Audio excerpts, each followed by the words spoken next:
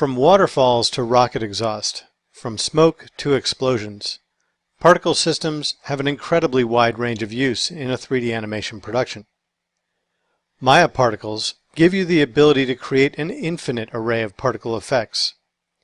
So whether you're doing work for a Hollywood production or a small budget commercial, you can use particles to create spectacular visual effects. The particle systems in Maya are part of the dynamics capabilities of the software. With particle systems, you essentially work with points in space. Each point in space can be visualized in a number of different ways. It can either be a single point, or it can be a streak. It can even be a blobby particle, which can be used to create flowing liquids. There are a number of looks that a particle can take on, even duplicating objects from within the scene. Particle systems contain a number of parameters that affect every aspect of how particles function within a scene. Every particle system starts with some type of emitter. That emitter can be a single point in space that emits particles. An emitter can also be a curve or three-dimensional object from within the scene.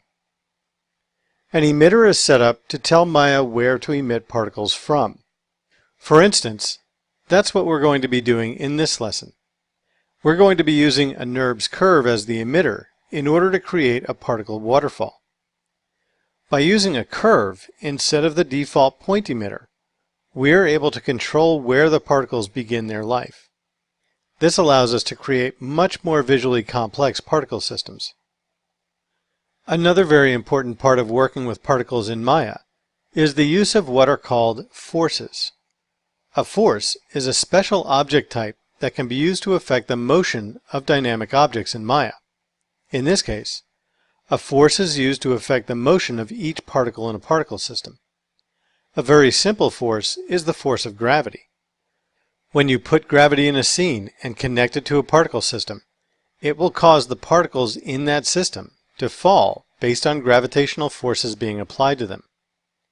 Collisions are also a part of particle systems that can be used to bounce particles off of objects in the scene.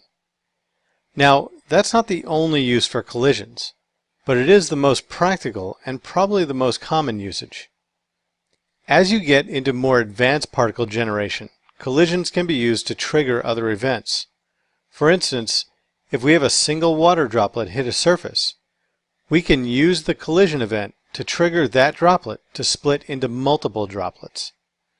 And when you put everything together, the emitters, forces, and collisions, you can take a simple particle setup and make what looks like a very complex animation.